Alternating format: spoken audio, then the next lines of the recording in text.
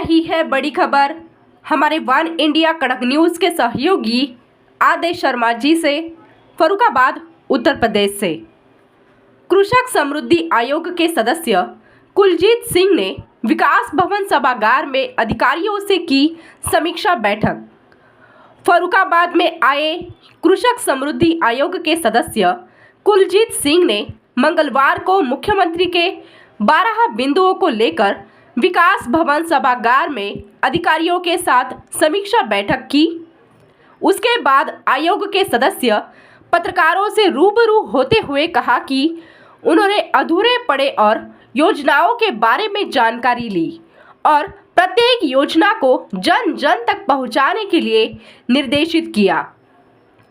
उन्होंने कहा कि मुख्यमंत्री सबसे ज़्यादा अगर ध्यान दिया है तो प्राकृतिक खेती और ये रासायनिक खादों को कम प्रयोग करने के लिए दिया है।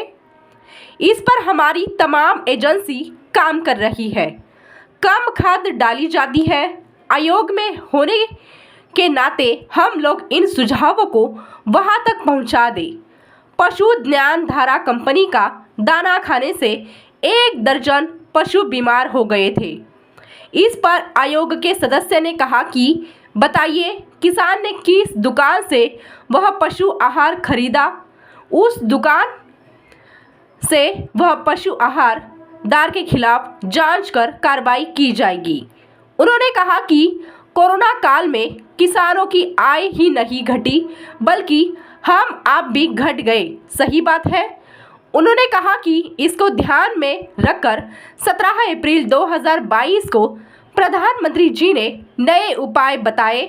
नए उपाय में किसान सम्मान निधि है। उन्होंने कहा कि बीच में जब कोरोना आ गया था, उन्होंने कहा कि हमारी सरकार अपने मन से बोरिंग नहीं करती या कोई सरकार नहीं करती। कंप्लेंट की जाती है कि हमको बोरिंग पूरी चाहिए, उसमें पैसा सर्वे का 5,700 रुपये लगता है। ऐसा नहीं है कि हमने एक जगह अपने मन से बोरिंग कर दी जाए। जो भी बोरिंग होती है वह जांच करने के बाद की जाती है। इस मौके पर कृषक आयोग सदस्य कुलजीत सिंह, मुख्य विकास अधिकारी अरविंद कुमार मिश्रा, कृषि अधिकारी बीके सिंह और अन्य संबंधित अधिकारी उपस्थित रहे।